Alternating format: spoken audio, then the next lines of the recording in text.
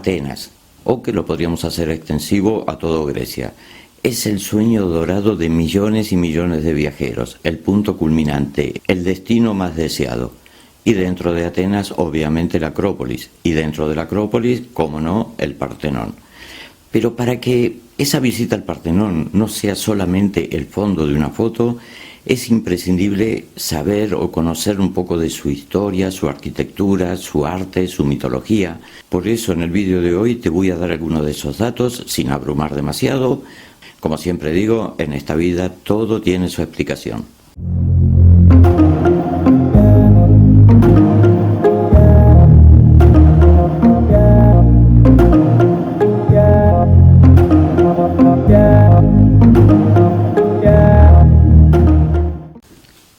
Para poder entender y conocer lo que estamos viendo cuando visitemos la Acrópolis de Atenas, tenemos que remontarnos al final de la guerra contra los persas.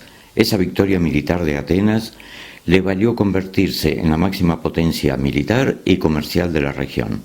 Durante el gobierno de Pericles, posiblemente uno de los mejores gobernantes y estadistas de la historia de la humanidad, este impulsó una enorme campaña basada en la obra pública para dar un pleno empleo a los atenienses y darles una mejor calidad de vida. El primer paso de esa enorme transformación fue precisamente construir un nuevo Partenón, porque el anterior, que se estaba construyendo cuando los persas invadieron Atenas, lo quemaron y destruyeron. Y esta misión iba a estar a cargo de dos de los arquitectos más importantes de la Atenas clásica, Ictinos y Calícrates. Ellos se iban a ocupar del diseño y la construcción del nuevo templo, mucho más grande, más fastuoso, más imponente. Tenemos que tener en cuenta que la Acrópolis, que en griego significa ciudad alta, es una colina que está inmersa en el centro de la ciudad de Atenas, y especialmente por aquellas épocas era visible desde cualquier ángulo para personas que llegaran desde fuera, tanto por tierra como por mar, y era una gran demostración de poderío. Este templo estaba dedicado a su protectora y patrona, la diosa Atenea Parteno, y a diferencia de los templos anteriores clásicos, que eran muy similares, en este caso se iba a utilizar mármol blanco, que venían de las cercanas canteras de Pentélico. Este templo, que sigue las líneas tradicionales, es de planta rectangular. Tiene un largo que prácticamente llega a los 70 metros, un ancho de 31 y un alto máximo de casi 14 metros. Rodeado por columnas dóricas y que cuenta principalmente con una cella, que es la sala principal, donde se encontraba la colosal escultura de la diosa Atenea. Estaba rematado con un techo a dos aguas, pero a diferencia del resto de construcciones similares, este tejado no era de tejas de barro cocido, sino que eran placas de mármol. Ese ángulo que produce el techo con el friso, en las dos partes más cortas, que son la entrada principal y el contrafrente, formaban los frontones, que estaban poblados por imágenes que representaban a las divinidades griegas de un tamaño superior al natural y totalmente policromado. Lo que es el tímpano, la pared de ese frontón, era supuestamente de color azul y las imágenes pintadas de colores vivos y muy realistas. Por debajo había una especie de friso exterior compuesto por 92 metopas. Las metopas son placas cuadradas de mármol con esculturas en relieve, también totalmente policromadas. Estas eran básicamente un relato de la historia gloriosa y mítica de Atenas. En el muro que formaba la cella también hay un friso de 1 metro aproximadamente de ancho que rodea toda la sala, también totalmente policromada, donde se representaban escenas de las fiestas panatinaicas, que eran la fiesta religiosa más importante de los atenienses, que se celebraba una vez al año y cada 4 había una mucho más importante. En esta pintura vemos cómo el maestro Fidias le está mostrando a Pericles, su esposa y su séquito, los trabajos precisamente de ese friso. Pero el Partenón tiene una particularidad que no se lo puede ver a simple vista, porque está hecho precisamente para eso, para engañar al ojo humano. Se dice que el ojo humano es incapaz de reconocer las líneas rectas absolutas. Y como es una obra tan grande, los ingenieros, que eran absolutamente geniales, le hicieron una curvatura que va desde los cimientos hasta la cumbrera del techo. Y esto hace que en los lados más largos, que son el norte y el sur, tenga 16 centímetros más de altura que en las esquinas. Y los lados cortos, que son el este, que es la entrada principal, y el oeste, tengan 8 centímetros más alto en el medio que en las puntas. Esta curva hace que al observarlo lo veamos recto, porque si hubieran sido verdaderamente rectas, lo veríamos hundirse en el medio. Este templo, como todos los de la Acrópolis, han resistido terremotos a lo largo de 2400 años. Grecia es una de las zonas más sísmicas del mundo. ¿Y cómo lo han hecho? Bueno, de una manera muy ingeniosa. Las piedras no están unidas con mortero, o sea, con cemento ni con ningún producto de ese tipo. Tienen unas ranuras en forma de T, donde se calzan unas cuñas de hierro que son un poco más pequeñas que esas ranuras, y una vez colocadas ahí se les colocaba plomo fundido.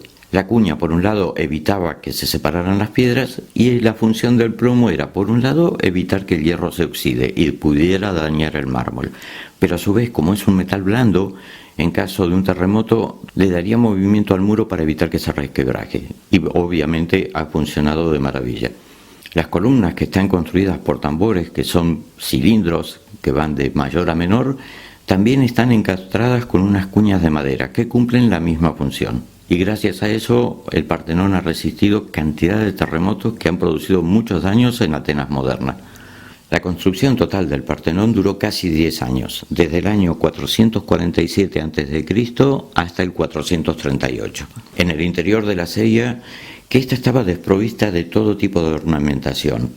El centro importante y principal era precisamente la diosa Atenea. Ahí solamente había un pedestal de 1,20 m de altura y que estaba decorado en todo su alrededor con el nacimiento de Pandora y cómo los dioses del Olimpo le llevaban sus ofrendas. Sobre ese pedestal, una colosal imagen de la diosa que tenía una medida aproximadamente de 10 metros con 30 centímetros. Esta, obra también de Fidias, estaba hecha con un armazón de madera, forrado con placas de bronce y a su vez después cubiertas con oro, marfil y piedras preciosas. Esa espectacular imagen hacía que el Partenón no solamente fuera un lugar de culto hacia la diosa, ni tampoco de ostentación, sino que en cierto modo era la reserva del tesoro de Atenas. Ese oro, que pesaba más de 1.100 kilos y que conformaba lo que era el peplo, la túnica y el escudo de la diosa, se podían desmontar en placas, lo cual servía para ser utilizados en caso de necesidad económica. El marfil fue cortado en láminas muy finas y a través de productos químicos se lo reblandecía y con eso se hicieron los rasgos de su cara y se forraron los brazos y las manos. Con el tiempo y la decadencia del imperio ateniense hubo que echar mano a esa reserva y la diosa poco a poco fue desapareciendo.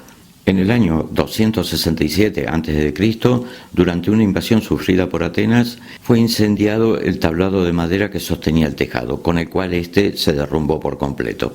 Durante la época del Imperio Romano, Atenas fue dominada por estos, pero que en cierto modo los romanos admiraban mucho a los atenienses por su cultura, su arte, su arquitectura, y respetaron sus edificios, con lo cual toda la Acrópolis, digamos que se mantuvo a salvo durante varios siglos.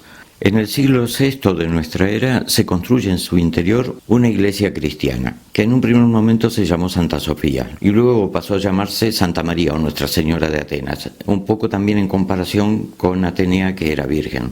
Al construir esta iglesia cristiana, los mismos cristianos arrasaron con toda la iconografía pagana que había y lamentablemente se perdieron obras de arte de un valor incalculable para siempre.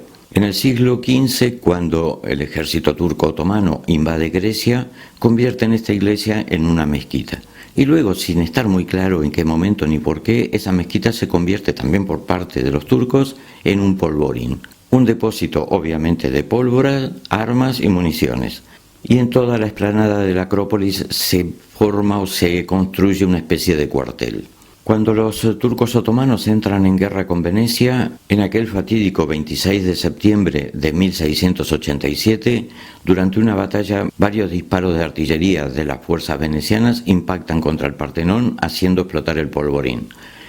Y de esa manera quedó como lo estamos viendo hoy.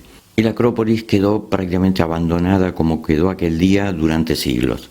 A principios del siglo XIX, el embajador británico Lord Elgin comenzó una campaña para remover las obras de arte que se habían salvado del bombardeo y de la limpieza cristiana. Muchas de esas figuras, trozos de frisos, estatuas y muchas cosas más que encontró, se las llevó a Inglaterra y se las vendió al Museo Británico. Luego de la independencia de Grecia, a mediados de 1800, cuando ya el gobierno griego estaba en pleno funcionamiento, comenzaron a hacer excavaciones para recuperar piezas y principalmente estabilizar lo que quedaba del Partenón. A partir de ese momento se ha comenzado una restauración que hasta nuestros días sigue y continuará, para que de esa manera podamos seguir disfrutándolo muchas generaciones más. Bueno amigos, esta es la curiosa historia del famosísimo Partenón. Espero que te haya gustado, de ser así que le des un like, que cuando vayas a visitarlo realmente conozcas más lo que estás viendo, te emocione y en definitiva que el viaje valga la pena.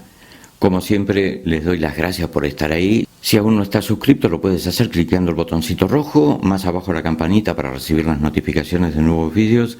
Les doy las gracias por estar ahí, por el apoyo, les mando un abrazo muy pero muy grande y ya nos vemos en el próximo vídeo con otra historia seguramente interesante. Hasta la próxima.